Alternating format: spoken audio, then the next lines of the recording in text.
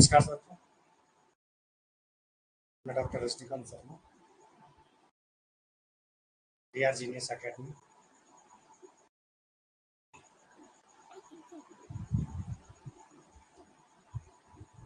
हमारी क्लास चल रही थी संविधान संशोधन प्रक्रिया। संविधान संशोधन प्रक्रिया में सामान्यतः हमने बात की थी कि संविधान में 3 प्रकार से संशोधन हो सकता है और वो संशोधन की प्रक्रिया सामान्य रूप से संसद के द्वारा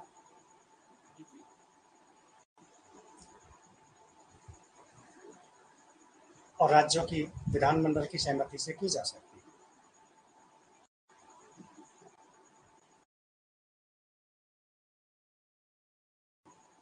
ये संशोधन की प्रक्रिया मुख्यतः 2 रूप से की गई थी, जिसमें कुछ आधारभूत ढांचे से संबंधित अनुच्छेद थे जिनमें संशोधन किया जा सकता था और कुछ सामान्य प्रक्रिया से जो साधारण अनुच्छेद थे उनमें संशोधन किया जा सकता। मुख्यतः वो संशोधन की प्रक्रिया लंबी प्रक्रिया है और भारत में अब तक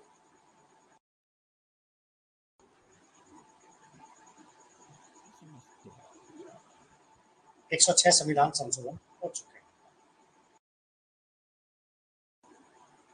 बात कर रहे थे अनुच्छेद 368 के अंतर्गत संशोधन की, तो कुछ अनुच्छेद पढ़े को अपनाया गया। आज हम बात करेंगे सामान्यतः में कितने अनुच्छेद बदले जा चुके हैं और उनमें संशोधन किया।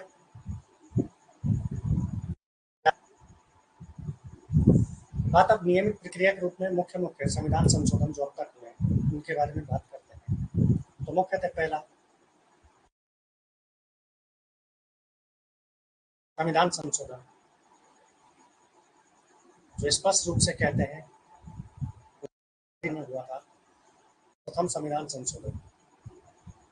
इस संविधान संशोधन में संपत्ति के अधिकार को सीमित करने के लिए अनुच्छेद 31 में 2 खंड जोड़े गए थे, 31 क और 31 ख, ए और बी, जिसमें जमींदारी प्रथा का उन्मूलन किया गया था। भूमि सुधार के संबंध में कुछ कानून बनाए गए थे। समाज में मुख्य धारा से जोड़ने के लिए कुछ प्रावधान किए गए थे, जिसके अंतर्गत संविधान में अनुसूची गई। संविधान में पहली अनुसूची जोड़ी गई। इस अनुसूची में वर्तमान में 284 कानून हैं जो कालांतर में जोड़ते गए, इनका बहुत बार अनुमोदन किया गया है। इसी के तहत सामाजिक और शैक्षणिक दृष्टि से जो पिछड़े वर्ग हैं, अनुसूचित जाति और जो लोग हैं, उनके लिए विशेष प्रावधान राज्य को प्रदान किए गए। ये संविधान 1951 में किया गया और इसे 18 जून 1951 को लागू 18 जून 1951 को ये अनुच्छेद लागू कर दिया गया। यह बात आती है अगला नेक्स्ट संविधान संशोधन। दूसरा संविधान जो किया गया उस संविधान संशोधन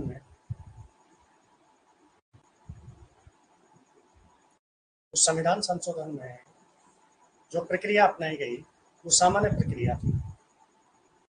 ये सामान्य प्रक्रिया संशोधन किया गया था। उसके अंतर्गत कहा गया दूसरा संविधान लोकसभा में जो सदस्य चुने जाते हैं उनकी जनसंख्या का मापदंड 7.5 रखा गया था कि एक लोकसभा का सदस्य 7.5 लाख जनसंख्या का प्रतिनिधित्व करेगा, जिसे हटा दिया गया और इसकी लिमिटेशन को समाप्त कर दिया गया। दूसरे संविधान संशोधन 1950 वन के द्वारा। ये संविधान संशोधन 1952 में लागू किया गया और पहले लोकसभा चुनावों के बाद इसमें संशोधन कर दिया। यह मुख्यतः आता है चौथा संविधान संशोधन। चौथे संविधान संशोधन में मुख्यतः विशेषतः प्रतिबंध के रूप में जोड़ा जा रहा था। उसमें स्पष्ट रूप से ये कहा गया था कि धारा 31 संविधान के अनुच्छेद 35 और 305 में कुछ संशोधन किया जाएगा और संपत्ति के अधिकार पर प्रतिबंध और संबंधित जो विधेयक होंगे उन पर प्रतिबंध लगा दिया। बात करते हैं संविधान के अनुच्छेद 31, 35 और 305। इसमें चौथे संविधान संशोधन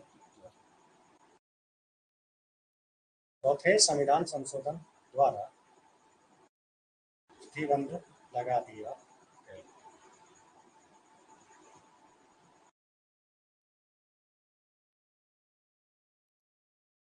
ये 1955 में किया और इसके बाद एक मुख्य संशोधन हुआ जिसे हम 7वां संविधान संशोधन कहते हैं। 7वें संविधान संशोधन को 1 नवंबर 1956 को लागू किया गया। 7वां संविधान संशोधन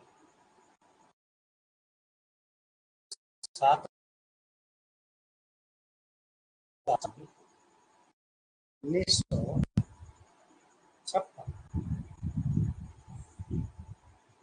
ये अति महत्वपूर्ण संशोधन माना जाता है। इसके अंतर्गत राज्यों की श्रेणियों को समाप्त कर दिया गया। राज्यों की संविधान में प्रारंभ में 4 श्रेणियां थी। कुछ श्रेणी ए, बी, सी के रूप में जानी जाती थी। ए, बी, सी, डी के रूप में जानी जाती थी। उन्हें समाप्त कर दिया गया और राज्यों की श्रेणी समाप्त करके सभी राज्यों को समान बना दिया गया। इस संविधान संशोधन के द्वारा राज्य में जो राज्यपाल का पद है उसे सभी राज्यों में समान रूप से लागू कर दिया गया। जो पद राष्ट्र प्रमुख का पहले से विद्यमान था,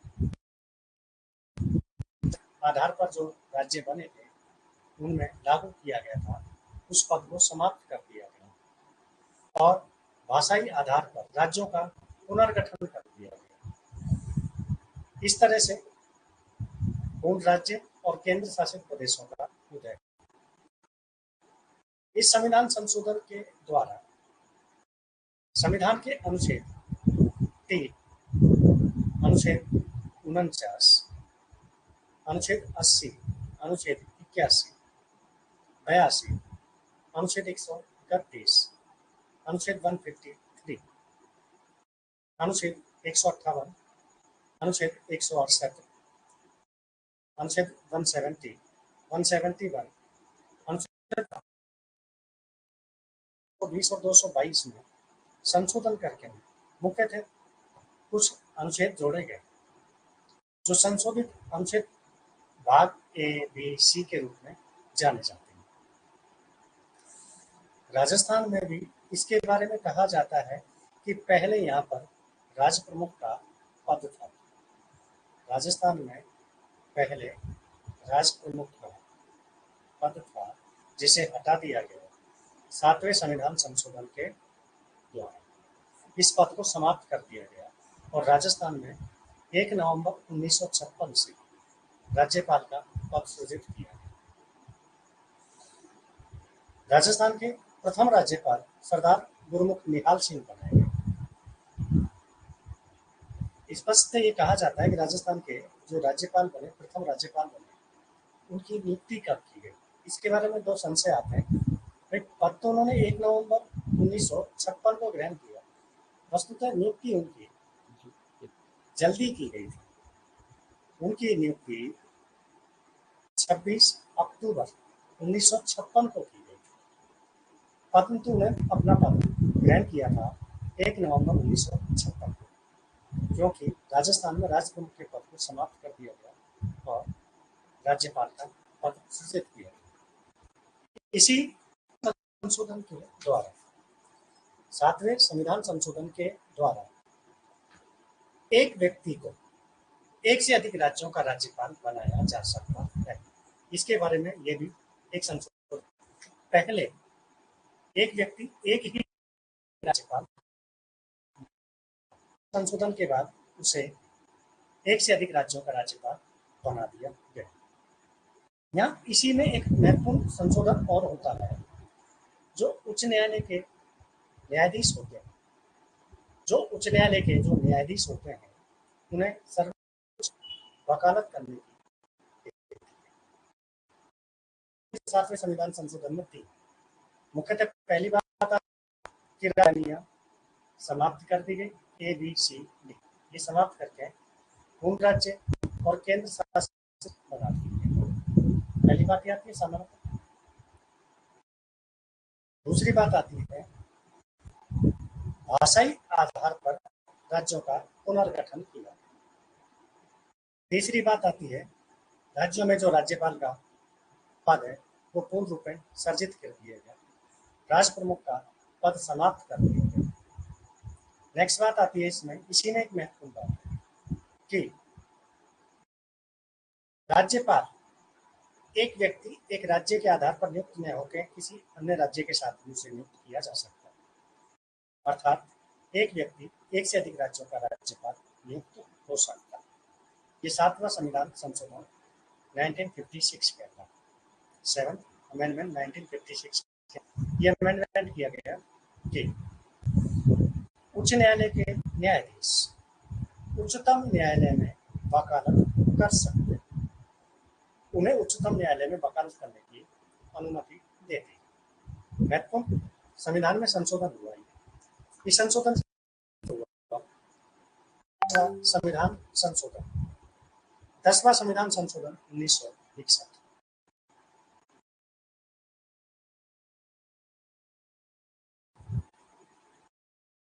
बात आती है 10वां संविधान संशोधन 1961। यह महत्वपूर्ण संविधान संशोधनों के बारे में मैंने यहाँ लिखा हुआ है, इसको स्पष्ट रूप से देखते हैं तो इसमें हम जो और महत्वपूर्ण है इसके अलावा उनको बात करते हैं। तो इसमें अनुच्छेद इसमें आता है 10वां संविधान संशोधन।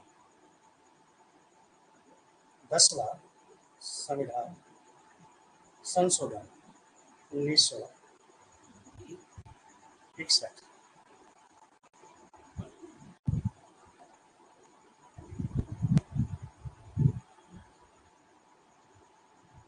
दसवें संविधान संशोधन 1961 के द्वारा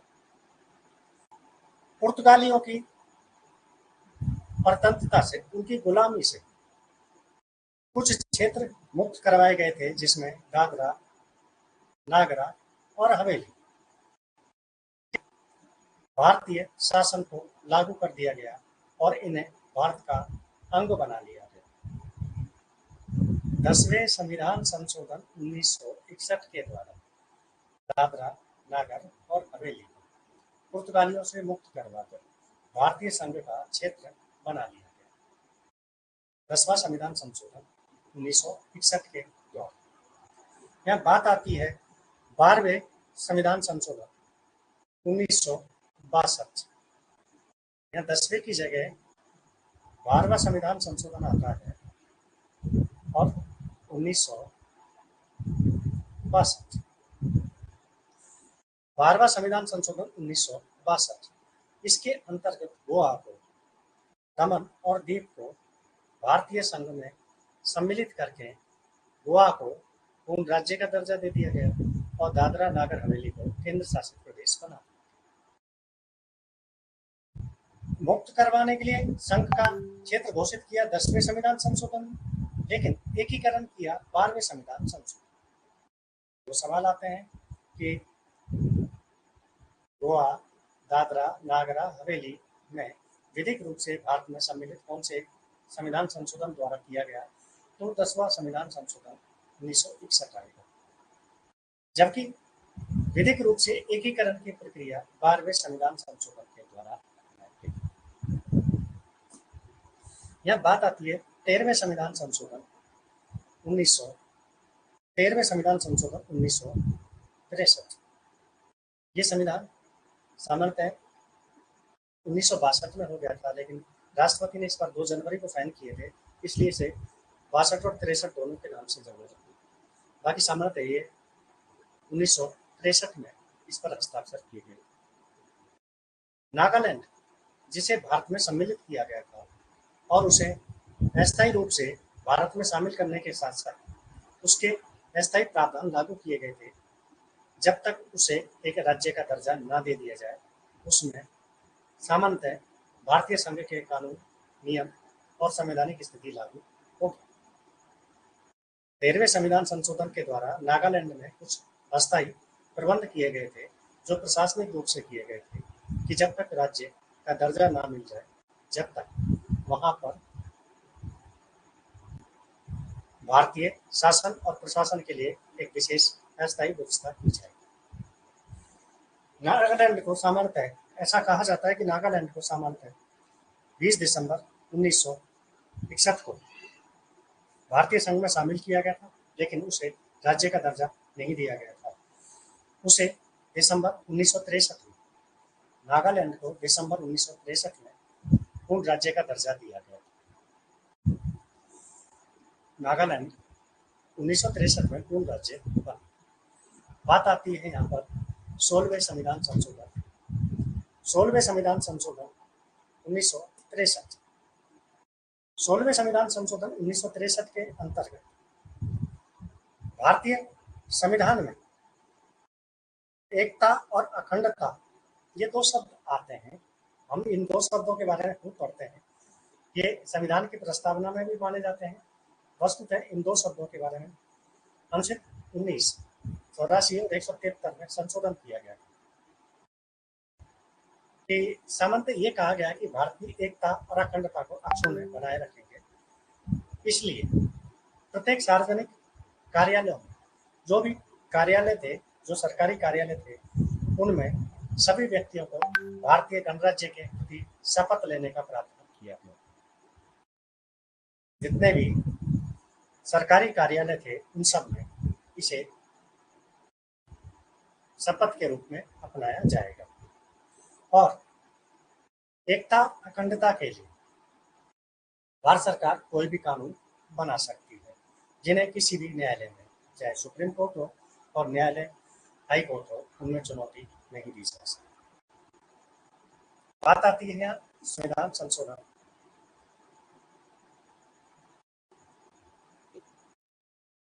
सोलहवें संविधान संशोधन के अंतर्गत यानी एकता अखंडता शब्द की विस्तृत व्याख्या की गई है। विस्तृत व्याख्या की गई है और न्यायालय में इन्हें चुनौती नहीं दी जा सकती। एकता और अखंडता के संबंध में सरकार को, केंद्रीय या राज्य सरकार को स्पष्ट निर्देश दिए गए कि वो कानून बना सकते हैं।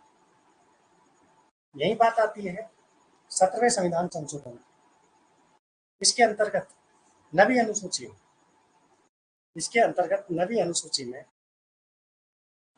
उपबंध जोड़े गए, जो उपबंध सामान्यतः सरकार के बिना प्रतिकर के लिए ऐसी भूमिका अर्जन करते हैं जो सरकार नहीं ले सकती जब तक कि उसका उचित प्रतिकर न किया जाए। 17वें संविधान संशोधन 1964 के द्वारा संपत्ति के वैधानिक अधिग्रहण को सुरक्षित करने के लिए नवी अनुसूची के कुछ उपबंध सम्मिलित किए गए। इसमें जो भूमि का प्रतिकर है, उसके बिना भूमि का अधिग्रहण वैधानिक नहीं माना जाएगा। यह मुख्यतः बात आती है 21वां संविधान संशोधन। यह बात आती है 21वां संविधान संशोधन। 21वें संविधान संशोधन के अंतर्गत भारत की संविधान की 8वीं अनुसूची में, जो 8वीं अनुसूची है, जो 8वीं अनुसूची है, उसमें राजभाषा का दर्जा प्राप्त भाषाएं रखी गई, जिन भाषाओं को राजभाषा का दर्जा दिया गया है उन्हें 8वीं अनुसूची में जोड़ा गया। 8वीं अनुसूची में सामान्यतः वर्तमान में 22 राजभाषाएं और इसके संबंध में संविधान में अब तक 3 संशोधन हो चुके हैं। पहला संशोधन 20वां जो राजभाषा संबंधी है।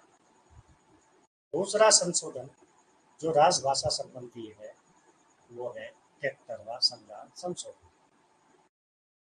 और तीसरा जो संविधान संशोधन है, इन दोनों का टोटल कर देंगे तो तीसरा राजभाषा संबंधी संशोधन माना जाए। भारत के संविधान में राजभाषा संबंधी अब तक 3 संशोधन हो चुके हैं। पहला महत्वपूर्ण संविधान संशोधन 21वां संविधान संशोधन।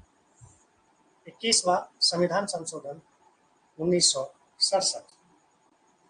1967 के द्वारा संविधान में 14 भाषाओं में एक भाषा और जोड़ दी गई।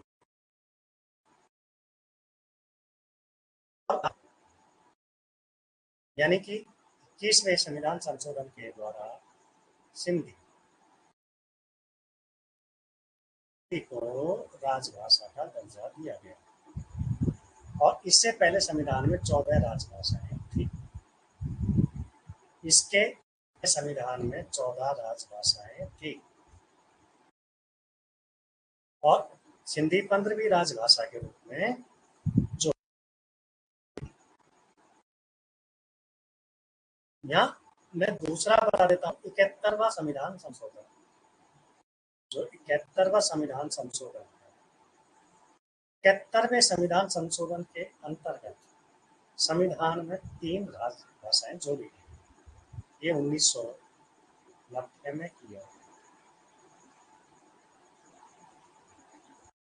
1990 में 71वें संविधान संशोधन के अंतर्गत 3 भाषाओं को राज दर्जा दिया गया, जिसमें पहली भाषा नेपाली, दूसरी भाषा मणिपुरी और तीसरी भाषा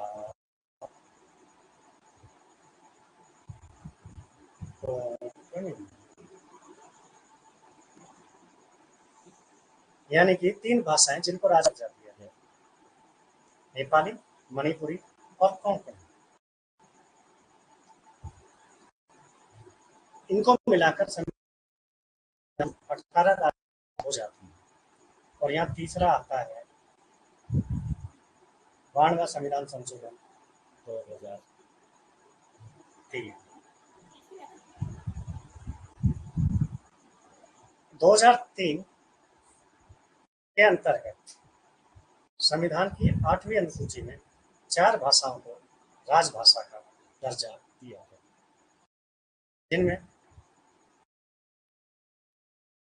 जिनमें मुख्य भाषा है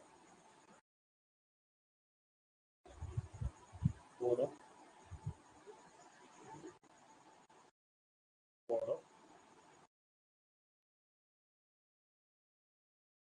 डोगरी,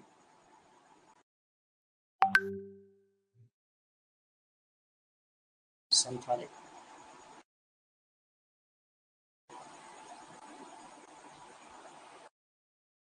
और मैथिली।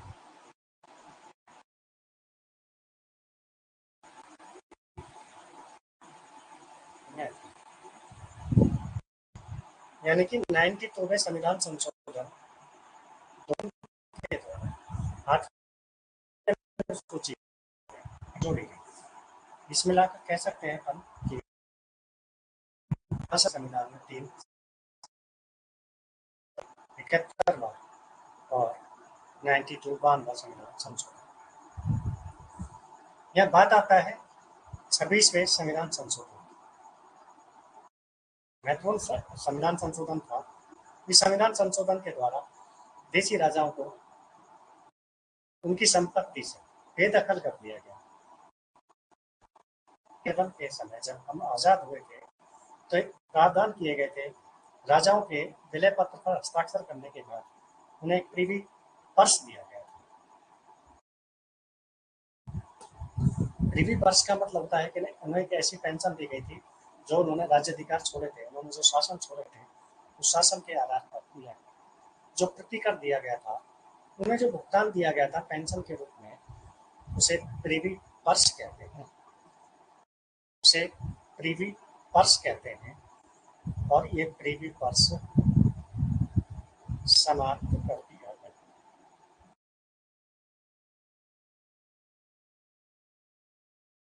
बस जो प्रीवी पर्स है वो समाप्त कर दिया गया और राजाओं को एक तरह से उनकी सारी इच्छाओं की पूर्ति करने वाली पेंशन समाप्त कर दी। 26वें संविधान संशोधन के द्वारा ये स्थिति बदल दी गई।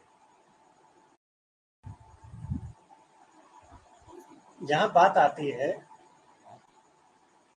कि संविधान में जो संशोधन हो गए वो संशोधन सारे बदल गए, चेंज कर दिए।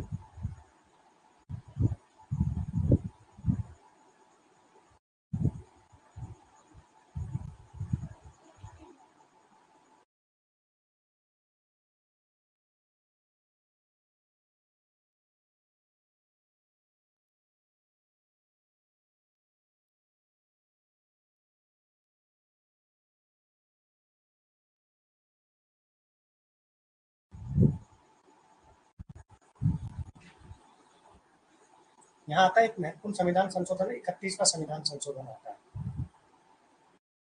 31वें संविधान संशोधन के अंतर्गत संसद का आकार बढ़ा दिया गया था। एग्जैक्टली लोकसभा में, यहाँ एक बात करते हैं 31वें संविधान संशोधन 1973 द्वारा संसद के आकार में परिवर्तन कर दिया गया।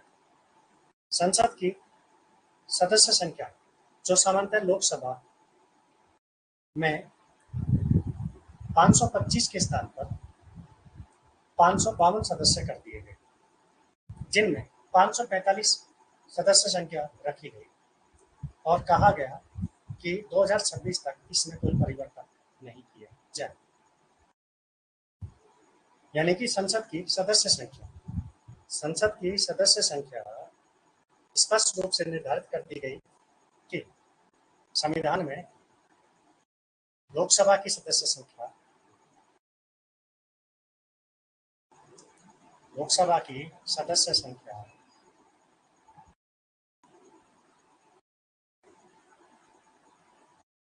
लोकसभा की सदस्य संख्या 2026 तक स्थायी कर दी गई।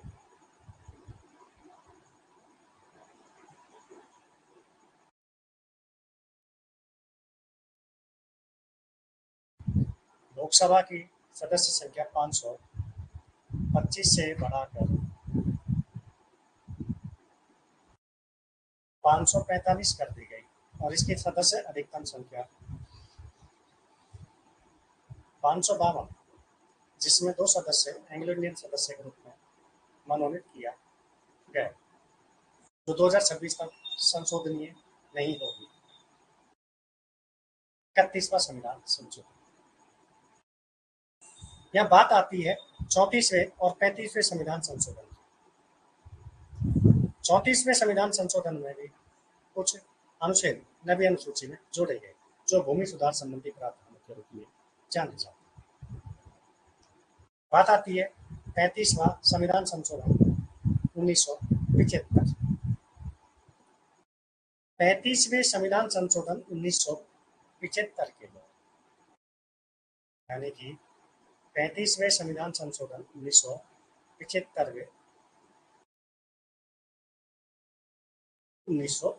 के लिए सिक्किम को सह राज्य का दर्जा दिया गया।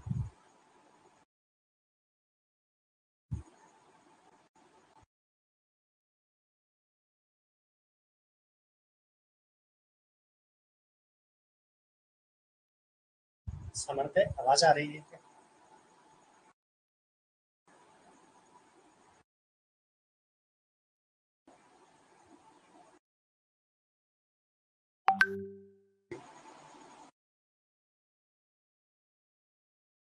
35वें संविधान संशोधन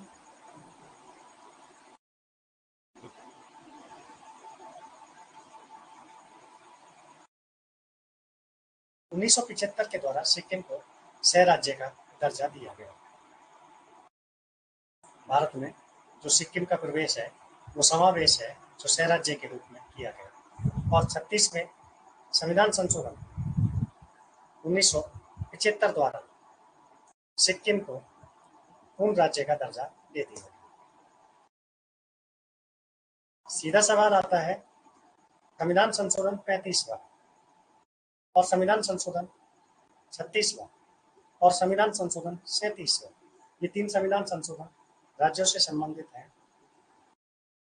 35 दोनों 35 और 36 दोनों सिक्किम से जुड़े हुए हैं। 35 में सह राज्य का और 36 में पूर्ण राज्य का दर्जा दिया गया। 37वें संविधान संशोधन 1975 के द्वारा अरुणाचल प्रदेश को राज्य का दर्जा दिया गया और वहां पर विधानसभा का गठन किया गया। यहाँ बात आती है 38वें संविधान संशोधन। 38वें संविधान संशोधन 38वां संविधान संशोधन 1975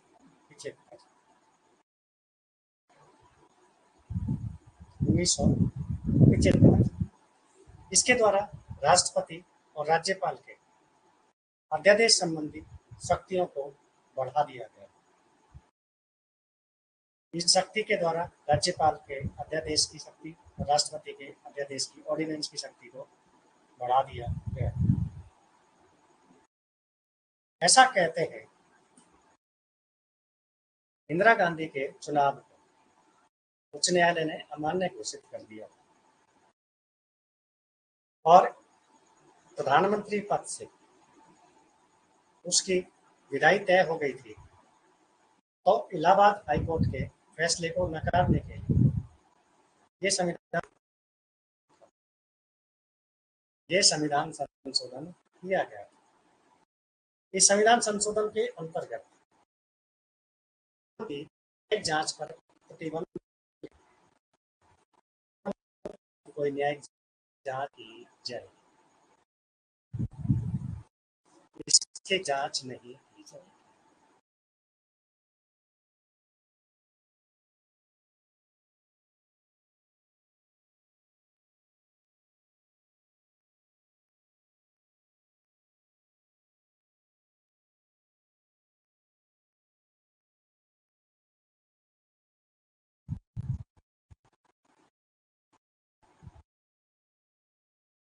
और राष्ट्रपति और राज्यपाल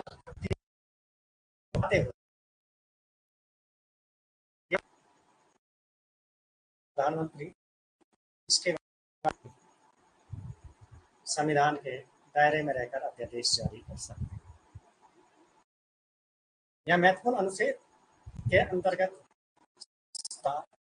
संशोधन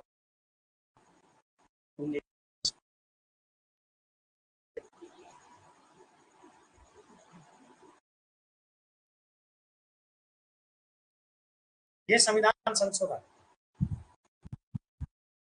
इतना विस्तृत कर रहा था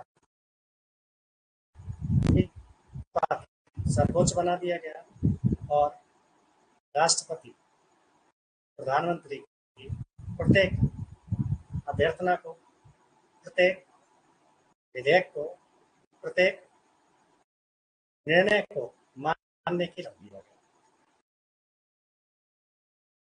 संविधान संशोधन के द्वारा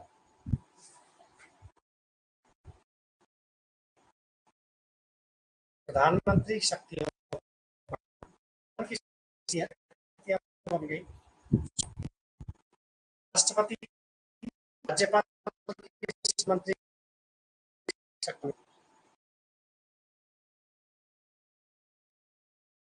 यहाँ आता है 42 अमेंडमेंट ऊपर, ये बहुत महत्वपूर्ण माना जाता है। इसे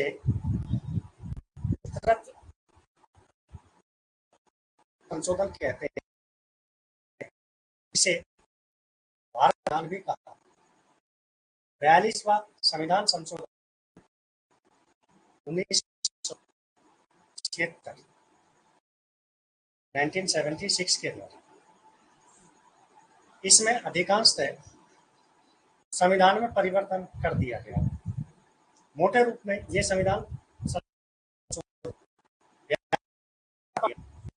में बहुत अनुच्छेद में परिवर्तन कर दिया गया। ये सभी ज्ञानित हुए कि आंतरिक आपातकाल का पूरा ब्यौरा, पूरा प्रभाव इस संविधान संशोधन में दिखाई देता है। इंदिरा गांधी ने आपातकाल के दौरान ये पहला संविधान संशोधन किया था जो आधारभूत महत्व का संशोधन माना जाता है। सबसे पहले इस संविधान संशोधन के द्वारा भारत को एक संप्रभु, समाजवादी, धर्मनिरपेक्ष, लोकतांत्रिक गणराज्य बनाकर उसके मौलिक अधिकारों में कटौती, मौलिक कर्तव्यों को लागू किया गया। संविधान में पहली बार जो मौलिक कर्तव्य थे उन्हें लागू किया गया।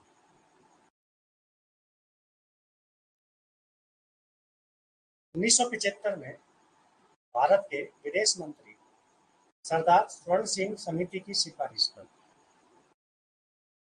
इस संविधान संशोधन के द्वारा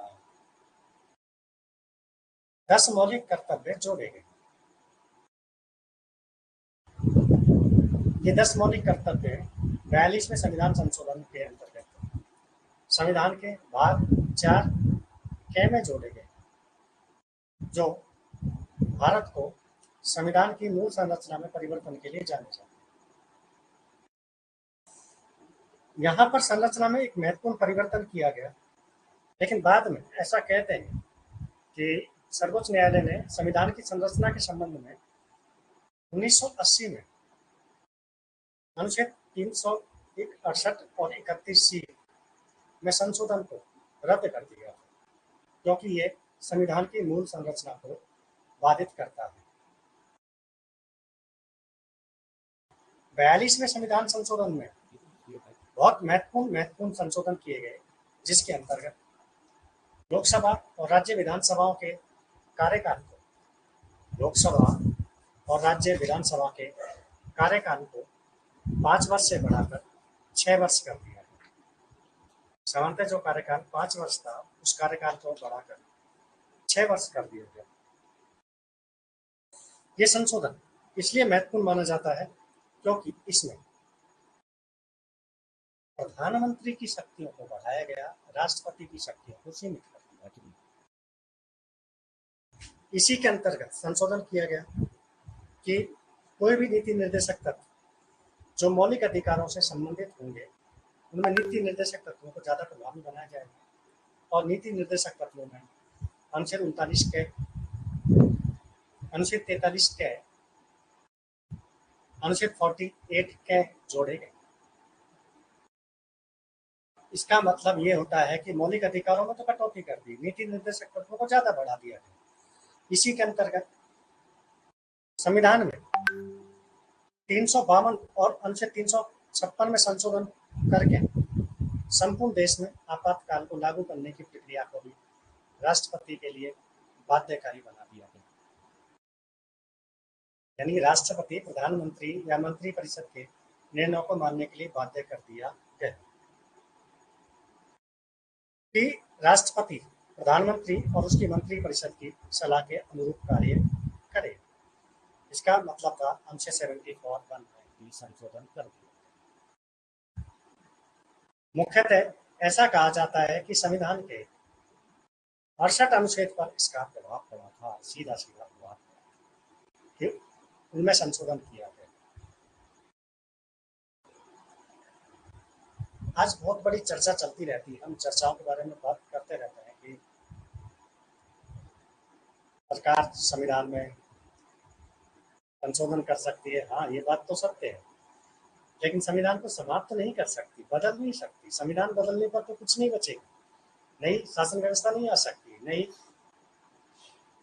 प्रशासनिक व्यवस्था नहीं आ सकती, नए पद नहीं आ सकते, नई शक्तियां नहीं आ सकती। जो पहले से संविधान बढ़ने थे उन्हीं के अनुसार कार्य कर रहे हैं। और अब तक जो संविधान संशोधन हुए, जब उनको मान्य किया गया तो आगे जो भी संविधान संशोधन होंगे वो भी मान्य होंगे, अगर विधि अनुसार होंगे तो इसमें पक्ष और विपक्ष की बात नहीं आती। यहाँ बात आती है 43वें संविधान संशोधन की। 43वें संविधान संशोधन में कुछ विशेषतः परिवर्तन किए गए जिन्हें वस्तुतः माना नहीं गया, माना नहीं गया। और 43वें संविधान संशोधन में जो संबंध थे केंद्र और राज्यों के साथ वो सामान्यतः स्वीकार नहीं किए गए। 43वें संविधान संशोधन में जो आपातकाल की शक्तियां निश्चित की गई थी उन्हें पुनः लागू कर दिया गया। जो भी कार्यकारी और विधायी प्राधिकरण थे उनकी शक्तियों को पुनः लागू कर दिया गया। और 42वें संविधान संशोधन में कुछ संशोधनों को रद्द कर दिया। यह बात आती है 44वां संविधान संशोधन। जब बात करते हैं 42वीं की तो ये 42वीं का अपोजिट रूप है। 44वां संविधान संशोधन, 44वां संविधान संशोधन 42वें का अपोजिट है। जो संविधान संशोधन 42वें में किए गए थे उन सभी संविधान संशोधनों को 44वें संविधान संशोधन में हटा दिया गया।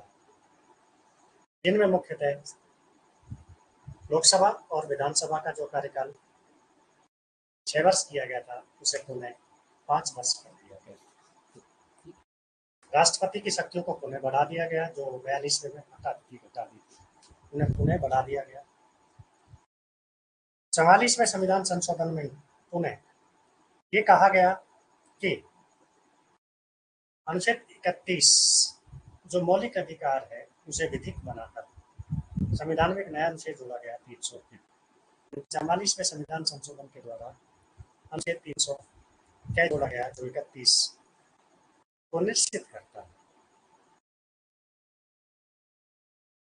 राष्ट्रपति प्रधानमंत्री की सलाह करने मानने के लिए तो बाध्य है, परंतु पुनर्विचार के लिए किसी विधेयक को वापस भेज सकता है।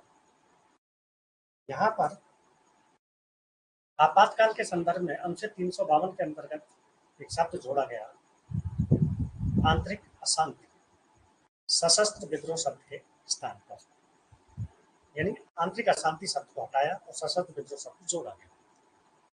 कि राष्ट्रपति मंत्रिमंडल की लिखित सिफारिश पर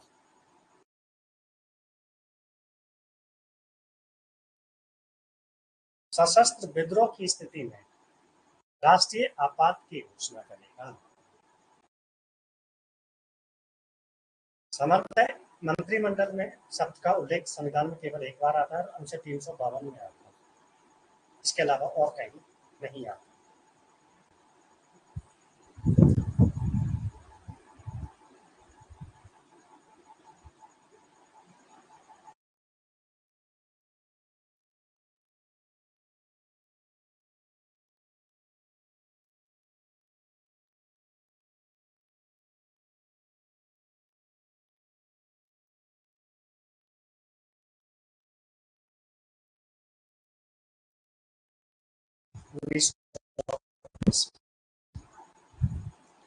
बावन में संविधान संशोधन संविधान में दल बदल संबंधी प्रावधान, जो इसके अंतर्गत दो प्रावधान मुख्यतः माने जाते हैं। पहला प्रावधान ये माना जाता है कि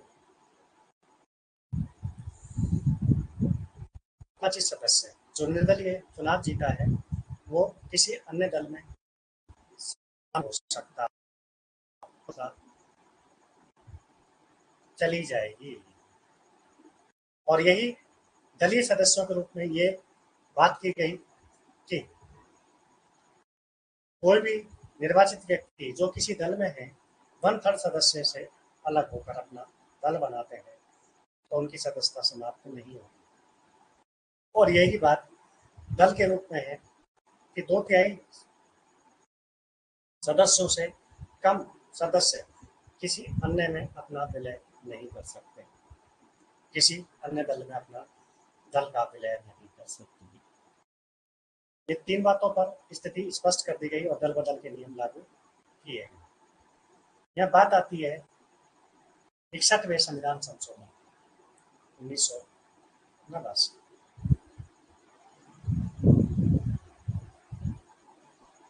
इसके अंतर्गत मताधिकार की आयु 21 वर्ष से घटाकर 18 वर्ष कर दी गई। मत देने की आयु पहले 18 वर्ष थी, जिसे अब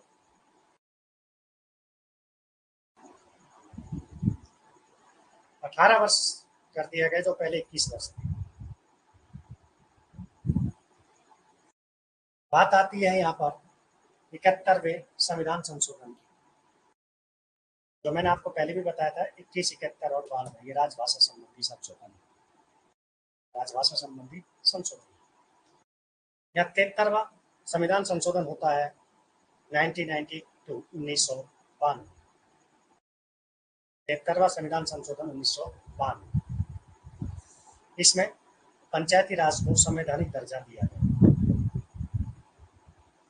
एक महत्वपूर्ण टॉपिक है पंचायती राज, जिसके बारे में आगे विस्तृत रूप से पढ़ेंगे। इसके अंतर्गत संविधान में 11वीं अनुसूची जोड़ी गई और संविधान में अनुच्छेद जोड़े गए। अनुच्छेद 243 से 243 आने तक इसमें कुल टोटल 16 कानून जोड़े गए थे। बात आती है 74वें संविधान संशोधन 1992। ये नगरीय निकायों को संवैधानिक दर्जा प्रदान करता है। संवैधानिक दर्जा दिया जाएगा जो नगरीय निकाय होंगे। इसके अंतर्गत संविधान में 12वीं अनुसूची जोड़ी गई थी। यहाँ 11वीं और यहाँ 12वीं अनुसूची जोड़ी गई और संविधान में भाग 9 क्या जोड़ा गया। संविधान में भाग 9 के अंतर्गत पंचायती राज को और नगरीय निकायों को संवैधानिक दर्जा दिया गया था।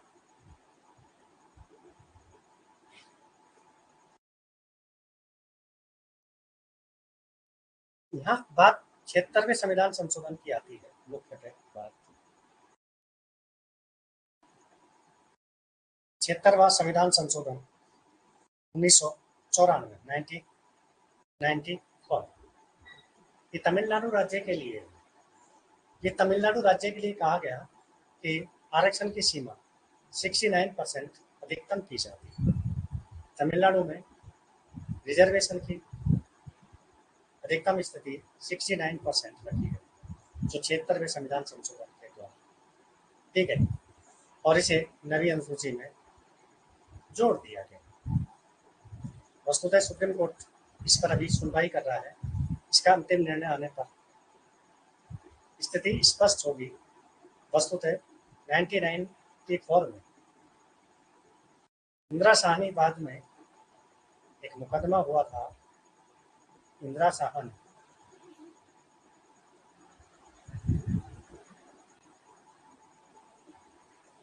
इसमें सर्वोच्च न्यायालय ने एक निर्णय दिया, संविधान पीठ ने एक निर्णय दिया कि रिजर्वेशन को किसी भी कंडीशन में, किसी भी स्थिति में 50% से अधिक नहीं बढ़ाया जाए।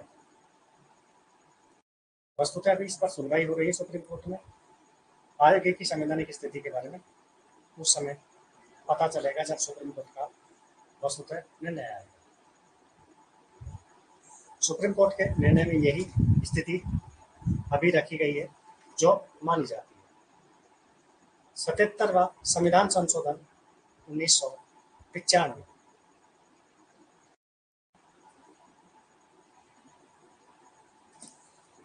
ये एक वस्तुतः बहुत बड़ा वैकल्पिक उद्देश्य था। संविधान में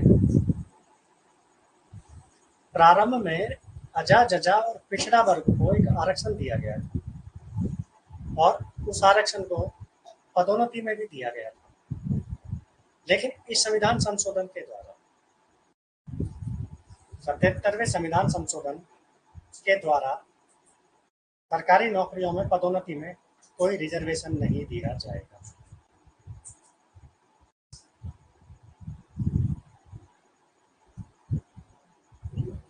कोई रिजर्वेशन नहीं दिया जाएगा। इसे समाप्त कर दिया गया। बाद में आरक्षण को ओबीसी की श्रेणी से अजा और जजा को अलग कर दिया गया। यहाँ पर आता है 81वां संविधान संशोधन। 81वें संविधान संशोधन 81वां संविधान संशोधन 2000। 81वां संविधान संशोधन 2000। इस संशोधन के द्वारा इंदिरा साहनी वाद के फैसले को संसद ने बदल। इसके अंतर्गत कहा इंदिरा साहनी मामला जो आया था 1994 में, जो सुप्रीम कोर्ट ने डिसीजन दिया था कि आरक्षण की स्थिति किसी भी कंडीशन में 50% से अधिक नहीं होती, उसे समाप्त कर दिया। 81वें संविधान संशोधन 2000 के द्वारा जो आरक्षण की स्थिति है कि 50% से अधिक की स्थिति लागू नहीं होगी, परंतु सुप्रीम कोर्ट के निर्णय को इस संविधान संशोधन के द्वारा बदल दिया गया। इसमें अजा और जजा के बैकलॉग को जब तक सुरक्षित रखा जाएगा जब तक कि 50% का क्राइटेरिया पूरा नहीं हो सकता। बात आती है 82वां संविधान संशोधन 2000। अरुणाचल में पंचायती राज संस्थाओं को अनुसूचित जातियों के लिए आरक्षण से छूट दी गई। एग्जैक्टली अरुणाचल प्रदेश में अनुसूचित जाति वर्ग नहीं पाया जाता। वह मूलतः ऐसा राज्य है जो अनुसूचित जाति के लिए ही आरक्षण देता है। वहाँ अजा को आरक्षण नहीं दिया जाता। यानी 82वें संविधान संशोधन में अरुणाचल प्रदेश में अजा को आरक्षण नहीं दिया जाता।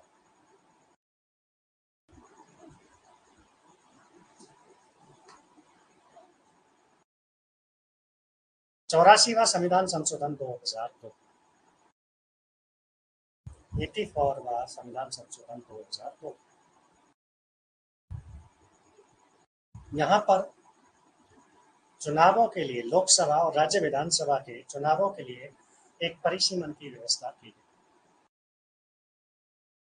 सामान्यतः लोकसभा और राज्यसभा के निर्वाचन के लिए जो आंकड़ों का आधार था, जनसंख्या का जो आधार था, 1971 की जनगणना को रखा गया था, जिसमें विस्तार करने के लिए कहा गया, और परिसीमन का आधार 2001 की जनगणना को रखा गया। यानी कि वर्तमान में जो चुनाव होते हैं लोकसभा के और राज्य विधानसभा के, वो 84वें संविधान संशोधन के अंतर्गत 2001 की जनगणना के आधार पर परिसीमन किए गए हैं। अर्थात 2001 की जनगणना के आधार पर निर्वाचन क्षेत्रों का परिसीमन किया गया और उनके आधार पर नए निर्वाचन क्षेत्र बनाए गए। 84वां संविधान संशोधन 2002। 85वां संविधान संशोधन 2002। यहाँ वापस वही चीजें दोहरा दी गई और अजा और जजा को पदोन्नति में आरक्षण दे दिया। अजा और जजा को तकनीकी आधार पर पदोन्नति में आरक्षण दे दिया गया। यहाँ बात आती है 86वें संविधान संशोधन की।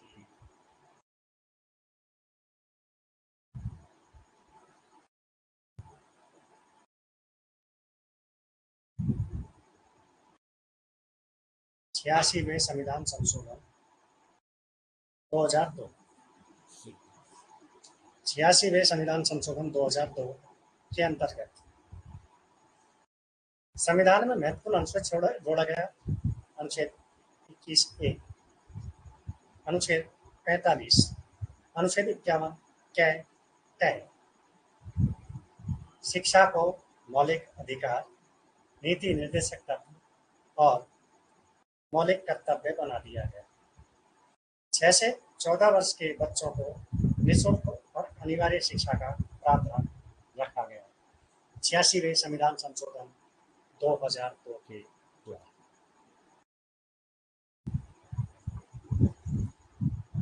ये अनुच्छेद 2009 में लागू किया गया। 86वें संविधान संशोधन में 3 अनुच्छेद जोड़े गए, 21 के, 45 और 51 के तहत। 21 के में मौलिक अधिकार, 45 में नीति निर्देशक तत्व और 51 के तहत में मौलिक कर्तव्य। 87वां संविधान संशोधन 2003। इसके अंतर्गत सामान्यतः जो परंतु शब्द लिखा हुआ है उसको बदल दिया गया। जो संविधान के अनुच्छेद 82 में था उसे बदल दिया गया। इन संविधान संशोधन 82 में जो था उसे बदल दिया गया। 82वें संविधान संशोधन में जो कंडीशन थी, अजा जजा के लिए कुछ मापदंड होंगे जिन पर छूट दी जाएगी, उन मापदंडों को बदल दिया और तकनीकी आधार पर रिजर्वेशन पदोन्नति में एक निश्चित सीमा तक लागू किया गया, जिसकी एक निश्चित अवस्था होगी। बात आती है 88वें संविधान संशोधन। 88वें संविधान संशोधन के अंतर्गत जो नामांकन जो लागू किया गया उसके अंतर्गत ये कहा गया कि राज्य सरकार राजपत्र में जो अधिसूचना जारी करेगी वो न्यायिक प्रक्रिया के अधीन नहीं होगी। संघ और राज्य जो भी नियम और कानूनों की अधिसूचना गजट नोटिफिकेशन में जारी करेगी, उन्हें न्यायालय में चुनौती नहीं दी जा सकती।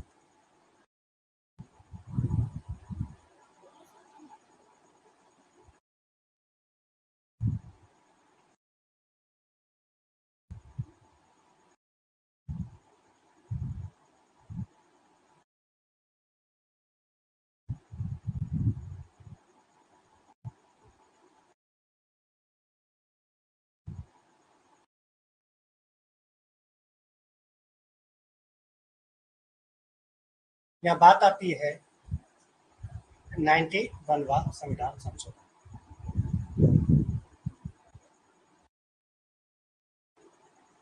91वां संविधान संशोधन 2003।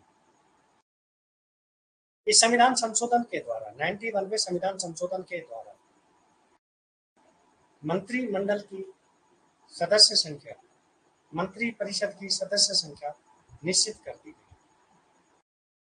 मंत्री परिषद में निर्वाचित सदन का 15% से अधिक मंत्री परिषद में नहीं रखा जाएगा। जो भी निर्वाचित सदन होगा उस सदन की कुल संख्या का 15% से अधिक मंत्री परिषद में नहीं रखा जाएगा। और वस्तुतः न्यूनतम सदस्य संख्या इसकी 12 रखी गई। मंत्री परिषद में न्यूनतम सदस्य संख्या 12 रखी गई, यानी कि किसी भी कंडीशन में 12 से कम मंत्री नहीं होंगे जो पूर्णतः राज्य का दर्जा रखता है उसमें। अब जो छोटा राज्य हो चाहे बड़ा राज्य हो, न्यूनतम 12 होंगे और मैक्सिमम 50% सदस्य।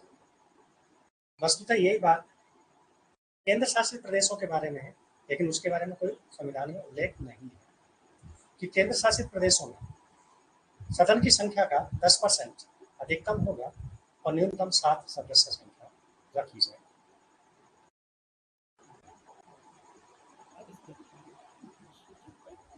न्यूनतम सदस्य संख्या 7 होगी, मैक्सिमम 10%।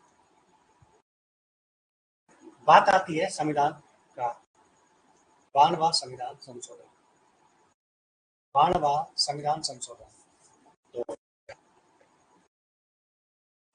92वें संविधान संशोधन 2003 के अंतर्गत 92वें संविधान संशोधन 2003 के अंतर्गत संविधान में जो प्रावधान जोड़े गए वो भाषा के रूप में जोड़े गए।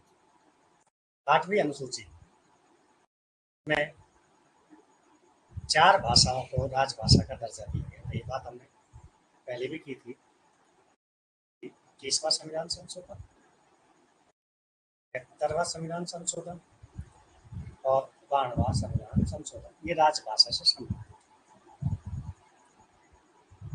93वां संविधान संशोधन, 93वां संविधान संशोधन 2006, इसके अंतर्गत सरकारी और निजी शैक्षणिक संस्थानों में ओबीसी वर्ग के लिए 27% रिजर्वेशन की गई। 93वें संविधान संशोधन 2006 के अंतर्गत जो भी स्कूली एजुकेशन होंगे या कॉलेज एजुकेशन होंगे, तो चाहे सरकारी हो चाहे निजी हो, उन सब में ओबीसी को 27% रिजर्वेशन दिया जाए।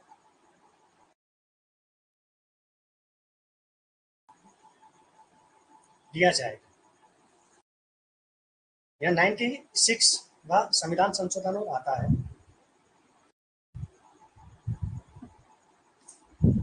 यह बात करते हैं 96वां संविधान संशोधन। 96वां संविधान संशोधन 2011।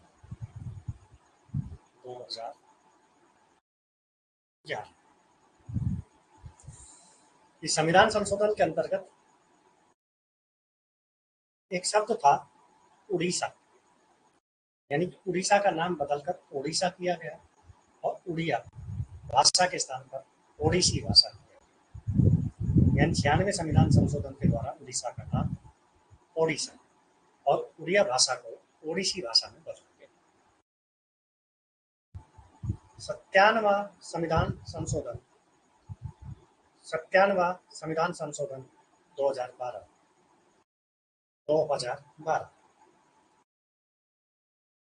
इस संविधान संशोधन के द्वारा संविधान में एक नया भाग जोड़ा गया, भाग 9 है।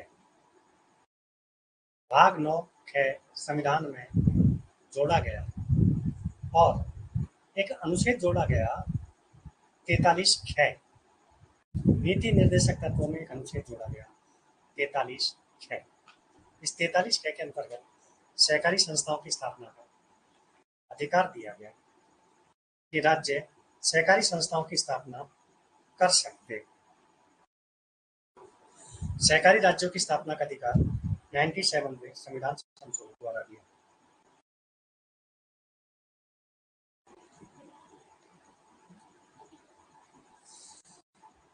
यहाँ बात आती है 98वें संविधान संशोधन 2012। 98वां संविधान संशोधन 2012। इस संशोधन के द्वारा कर्नाटक के राज्यपाल को, जो कर्नाटक का राज्यपाल है, उसको कर्नाटक क्षेत्र के विकास के लिए जो उसका राजधानी क्षेत्र होगा, उसके लिए विशेष प्रावधान करने का अधिकार दिया गया। वो वहां पर विशेष प्रावधान लागू कर सकता है, उस क्षेत्र के विकास के लिए कार्यक्रम चला सकता है।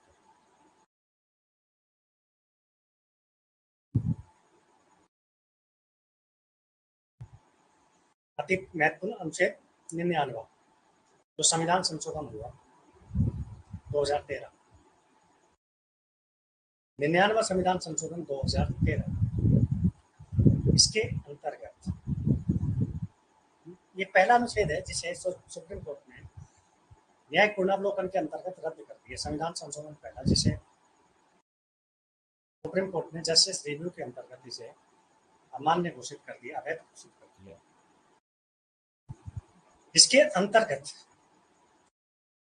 सर्वोच्च न्यायालय और उच्च न्यायालय में न्यायाधीशों की नियुक्ति के लिए जो कॉलेजियम प्रणाली होती है उसको हटाकर एनजेएसी की व्यवस्था की गई।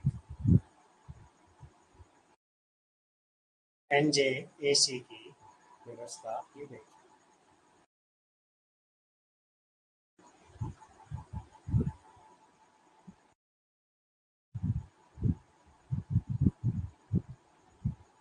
एनजेएसी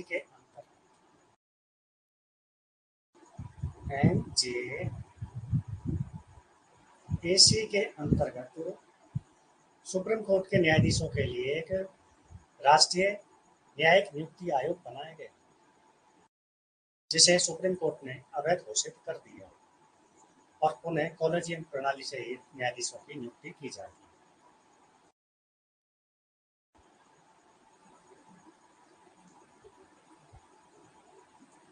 बात आती है 100वां संविधान संशोधन 2015,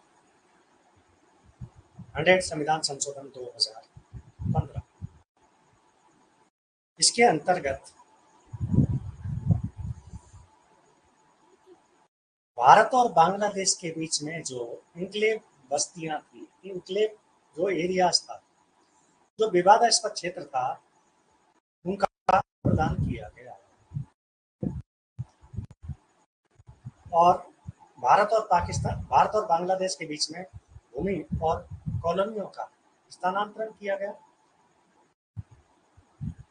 कुछ कॉलोनियां भारत ने बांग्लादेश को हस्तांतरित की और बांग्लादेश ने भारत को हस्तांतरित की। इसके अंतर्गत 165 बस्तियों का आदान प्रदान हुआ था। 110 बस्तियां भारत ने बांग्लादेश को हस्तांतरित की और 55 बांग्लादेश ने भारत को हस्तांतरित की।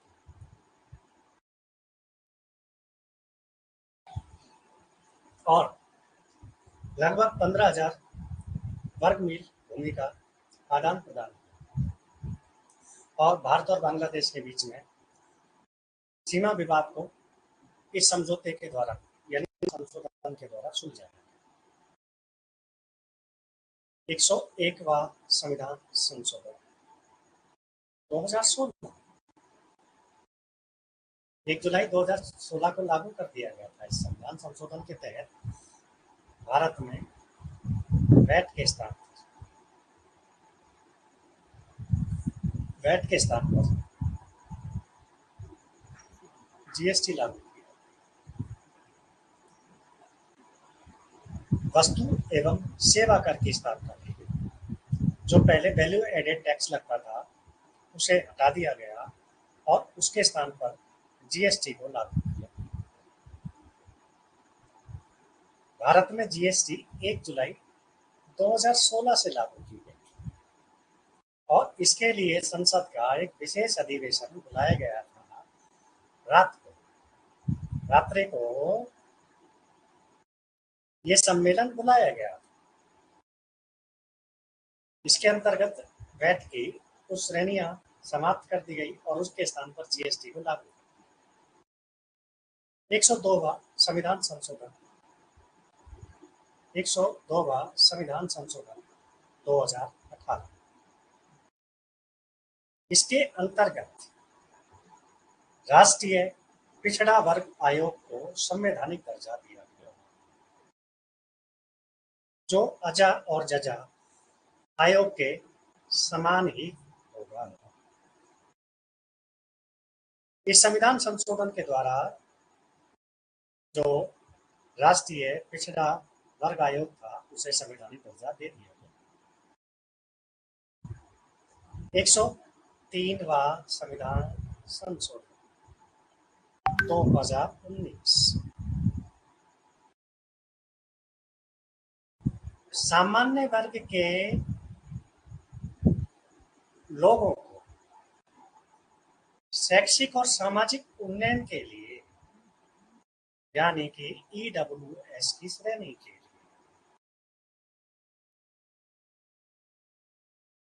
ईडब्ल्यूएस की श्रेणी के लिए 10% रिजर्वेशन दिया गया है, जो शैक्षणिक और सरकारी नौकरियों में समान रूप से दिया जाए। आर्थिक रूप से पिछड़ा वर्ग एक नई श्रेणी बनाई गई है, जो सामान्य जातियों, स्वर्ण जातियों में से जो आर्थिक रूप से पिछड़े होंगे उन्हें शैक्षणिक और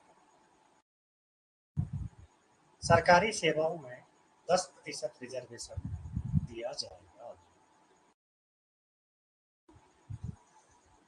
103वां संविधान संशोधन 2019 के अंतर्गत ईडब्ल्यूएस को 10% रिजर्वेशन दिया गया। यहाँ संविधान में 104, 5, 6 यानी अब तक 106 संशोधन हो चुके हैं।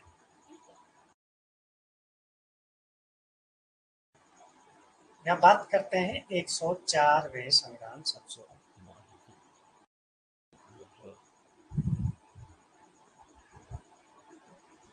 104वां संविधान संशोधन 104वां संविधान संशोधन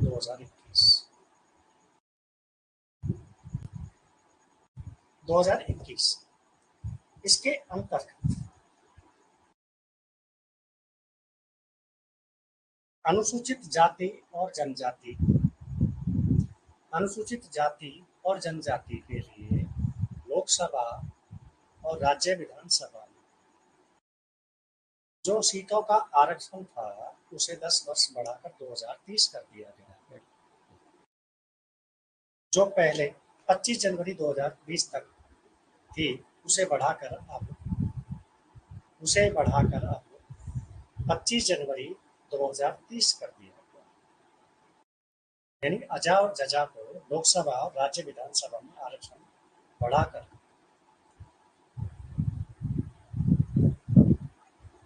2030 तक कर दिया गया। यहाँ बात आती है 104 के बाद 105, 104 के बाद 105 संविधान संशोधन 2021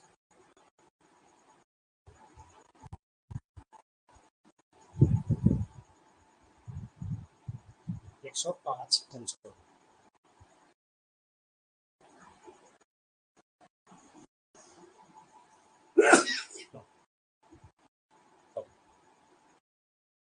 105वां संविधान संशोधन 2023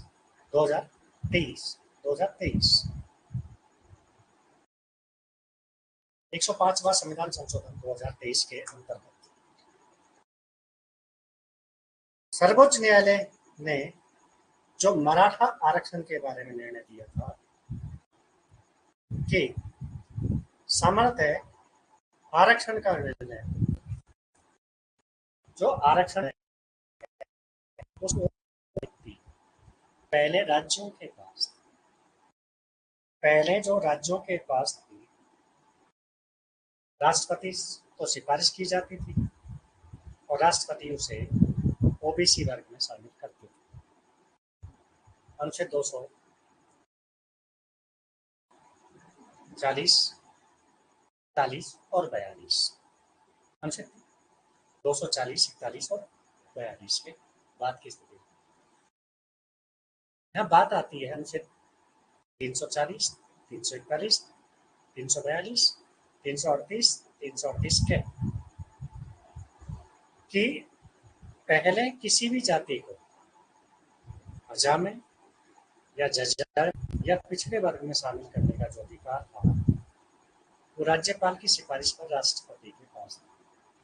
परंतु इस संविधान संशोधन के द्वारा जो सुप्रीम कोर्ट ने मराठा आरक्षण को दिया ये अधिकार राज्यों को दे दिया गया कि राज्य किसी भी जाति को पिछड़ा वर्ग में शामिल कर सकते। यहाँ अंतिम जो संविधान संशोधन हुआ है वो 106वां संविधान संशोधन 2023 ये अंतिम संविधान संशोधन है जो वर्तमान में हुआ है एग्जैक्टली संविधान संशोधन विधेयक 128 पर संविधान संशोधन विधेयक 128 विधेयक को जब एक्ट बना दिया था, उसका नंबर 106वां संविधान संशोधन हो और 2023 में इसे पास किया गया, पारित किया गया और इसके अंतर्गत एक फैसला किया गया कि लोकसभा और राज्य विधानसभा और केंद्र शासित प्रदेशों की विधानसभा, राज्यसभा में और विधान परिषद में नहीं, अर्थात लोकसभा, राज्य विधानसभा और केंद्र शासित प्रदेशों की विधानसभा में महिलाओं को 1/3 रिजर्वेशन यानी 30% रिजर्वेशन 15 वर्ष के लिए दिया जाएगा। इस अधिनियम को लागू कर दिया गया है, जो आगामी परिसीमन के बाद जो लोकसभा और राज्य विधानसभाओं का गठन होगा उसमें दिया जाएगा। इन 2026 के बाद जब भी परिसीमन होगा और विधानसभा और राज्य के